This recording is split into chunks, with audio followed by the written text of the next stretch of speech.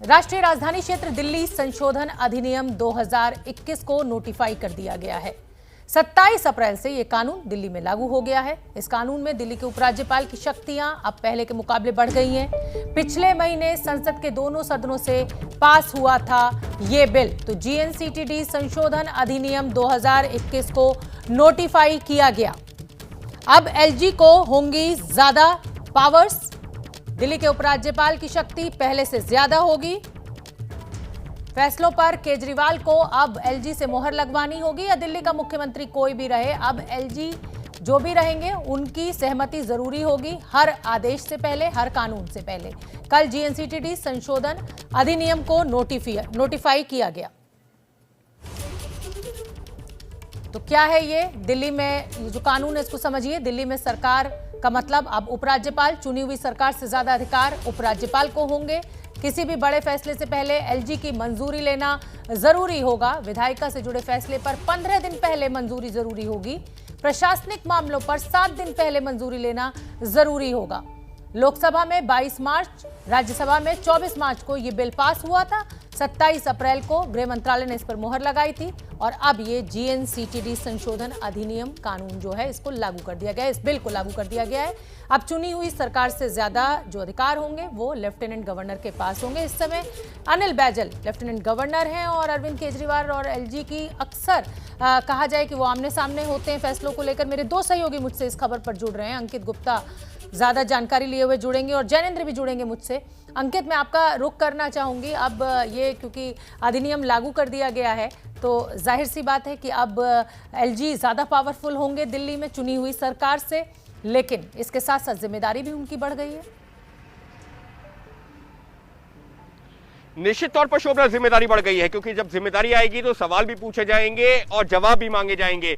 अगर हम पिछले कुछ दिनों को ही देखें, जिस तरीके से जो दिल्ली सरकार को लेकर के कटघरे में खड़ा किया जा रहा है दिल्ली सरकार को कि ऑक्सीजन की सप्लाई का मुद्दा हो, अस्पतालों के इंतजामों का मुद्दा हो, लगातार दिल्ली सरकार कटघरे में खड़ी हो रही थी। लेकिन अब आज सुबह से क्या बदल गया है? आज सुबह से ये बदल गया है कि दिल्ली सरकार अगर कोई फैसला ले रही है तो उसके लिए दिल्ली सरकार को उपराज्यपाल से भी कंसल्ट करना होगा और दोनों की आम सहमति के बाद ही कोई फैसला लिया जाएगा। तो ऐसे में अभी तक जो अरविंद केजरीवाल सरकार ही कटघरे में खड़ी होती थी, तो अब एक तरीके से ये कहा जा सकता है कि वो जो साझा तौर पर कटघरे में खड़े किए जाएंगे या जवाबदेही तय होगी। लेकिन इसका मतलब क्या हुआ? इसका मतलब ये भी हो गया है कि अब दिल्ली में अगर कोई भी फैसला लेना है तो दिल्ली की जो चुनी हुई सरकार है वो अकेले नहीं ले सकती। उसके लिए उपराज्यपाल को जो है अपने कॉन्फिडेंस में लेना होगा, उनके साथ चर्चा करनी होगी और उसके बाद ही लिया जाएगा। शोभना, अगर हम पिछले महीने की बात करें, जब संसद का सत्र चल रहा था और जब ये दोनों बिल लोकसभा और राज्यसभा में आए थे, तो उस दौरान आम आदमी पार्टी समेत जो विपक्षी पार्टियां थी, सबने इसी बात पर आपत्ति दर्ज करवाई थी कि अगर ऐसा है, सारी अधिकार उपराज्यपाल के पास है और बिना उपराज्यपाल की सहमति के कोई फैसला लिया नहीं जा सकता, तो फिर दिल्ली में चुनी हुई सरकार का मतलब क्या, चुनाव करवाने का मकसद क्या है? लेकिन उस सबके बावजूद दोनों सदनों से ये बिल पास हुआ और अब राष्ट्रपति की मंजूरी के बाद इसको नोटिफाई भी कर दिया गया है। बिल्कुल अंकित, वो तो संख्या नहीं है आम आदमी पार्टी के पास दोनों ही सदनों में, तो ये बिल तो उनके पक्ष में जा भी नहीं सकता था। लेकिन अब सवाल यही खड़ा होता है कि प्रशासनिक फैसले लेने से पहले आपको अनिल बैजल, जो इस समय एलजी हैं, अरविंद केजरीवाल को इजाजत लेनी होगी। कोई भी मुख्यमंत्री रहे या कोई भी एलजी रहे, ये एक प्रोसीजर अब शुरू हो गया है। इसमें क्या आपको ऐसा नहीं लग रहा है कि दिक्कत जो है वो दिल्ली की जनता को आने वाली है? क्योंकि अभी तक जिस तरीके का इतिहास रहा है, अनिल बैजल और अरविंद केजरीवाल लगातार कई मुद्दों को लेकर आमने सामने है, तो फिर ये तो जो तकरार बढ़ेगी, दिल्ली वालों के लिए दिक्कत पैदा होगी।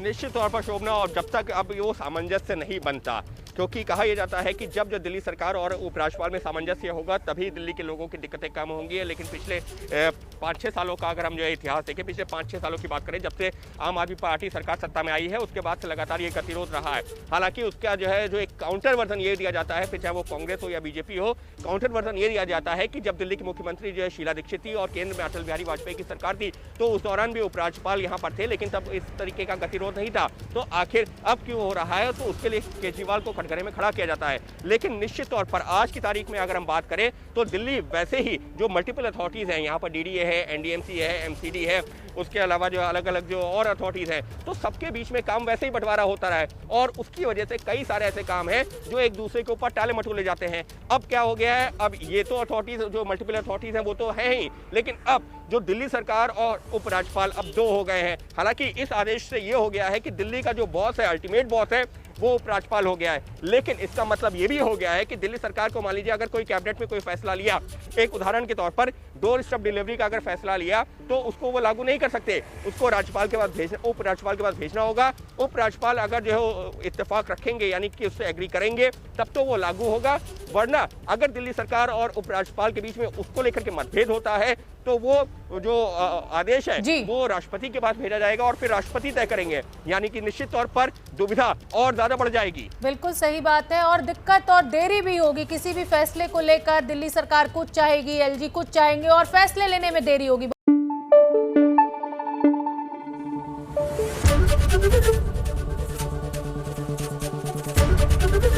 एबीपी न्यूज आपको रखे आगे।